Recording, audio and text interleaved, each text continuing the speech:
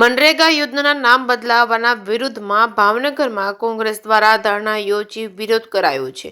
પોલીસે કોંગ્રેસના આગેવાનો અને કાર્યકરોની અટકાયત કરી હતી. તાજેતરમાં સત્તાધારી ભાજપની કેન્દ્ર સરકાર દ્વારા મનરેગા યોજનાનું નામ બદલી જી રામજી યોજના કરીને આ યોજનામાંથી રાષ્ટ્રપિતા મહાત્મા ગાંધીજીનું નામ દૂર કરવામાં આવ્યું છે. આ મામલે સમગ્ર દેશમાં ઘેરા પડઘા પડ્યા છે. કોંગ્રેસ પક્ષ દ્વારા તેનો દેશભરમાં વિરોધ કરવામાં આવી રહ્યો છે. ગુજરાત પ્રદેશ કોંગ્રેસ સમિતિના પ્રમુખ અમિતભાઈ ચાવડાની સૂચના અનુસાર ભાવનગર શહેર કોંગ્રેસ સમિતિ દ્વારા શહેરના સલ્ટ સર્કલ બગીચામાં આવેલા પૂજ્ય મહાત્મા ગાંધીની પ્રતિમા પાસે વિરોધ વ્યક્ત કરવામાં આવ્યો હતો. ધરણા કાર્યક્રમ યોજાયો હતો. ત્યારબાદ સૂત્રોચ્ચાર થતા પોલીસે આગેવાન અને કાર્યકરો ભાઈઓ બહેનોની અટકાયત કરી હતી. પોલીસ અને કોંગ્રેસના કાર્યકરો વચ્ચે ઝપાઝપી થવા પામી હતી. કોંગ્રેસના કાર્યકરોની અટકાયત કરી સ્થાનિક ઘોઘા રોડ પોલીસ મથકમાં લઈ જવામાં આવ્યા હતા. ત્યારબાદ મોડી સાંજે તમામને છોડી મૂકવામાં આવ્યા હતા. મહાત્મા ગાંધી રાષ્ટ્રીય ગ્રામ્ય રોજગાર બાંહેધરી યોજનામાંથી મહાત્મા ગાંધીનું નામ દૂર કરવાની કેન્દ્ર સરકારની કાર્યવાહી સામે કોંગ્રેસે ભારે વિરોધ વ્યક્ત કર્યો હતો.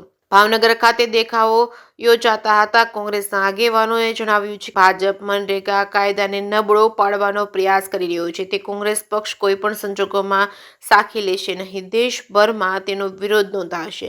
આ યોજેલા કાર્યક્રમમાં ભાવનગર શહેર કોંગ્રેસ સમિતિના પ્રમુખ મનોહરસિંહ તેમજ ભાવનગર મહાનગરપાલિકાના વિરોધ પક્ષના નેતા જીતુભાઈ સોલંકી, કોંગ્રેસના પૂર્વ પ્રમુખ પ્રકાશભાઈ વાઘાણી, પૂર્વ પ્રમુખ રાજેશભાઈ જોશી તેમજ મહિલા કોંગ્રેસના પ્રમુખ દર્શનાબેન જોશી સહિતના ઉપસ્થિત રહ્યા હતા.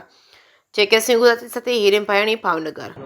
કેન્દ્રની ભાજપ સરકારે જે બદઇરાદાપૂર્વક મહાત્મા ગાંધી રાષ્ટ્રીય જે ગ્રામીણ યોજના છે, જે મનરેગા કહેવાય ને ટૂંકું નામ, કે જે એક રોજગારનો અધિકારનો જે કાયદો છે એ કાયદો રદ કરવાનો જે ખરડો પસાર કર્યો છે, એટલે મહાત્મા ગાંધીનું કાયદેસર ઇરાદાપૂર્વક નામ ભૂસવાનું જે આ ભારતીય જનતા પાર્ટીએ સાહસ કર્યું છે, એના વિરોધમાં આજરોજ ભાવનગર શહેર કોંગ્રેસ સમિતિ અહીં ક્રેસન્ટ સર્કલે ગાંધીજીના બાવલા પાસે અમે બેસી અને ધરણા પ્રદર્શન કરી અને અમારો વિરોધ નોંધાવવાના છીએ કે જે આ રોજગાર ગેરંટી હતી કે જે લોકોને રોજગાર મળતો હતો એ પણ જો અટકાવવાનું આ દુસ્સાહસ ભારતીય જનતા પાર્ટીની સરકાર કરતી હોય તો એને જડબાતોડ જવાબ આપવા માટે કોંગ્રેસના સૈનિકો કાયમી તૈયાર રહેશે.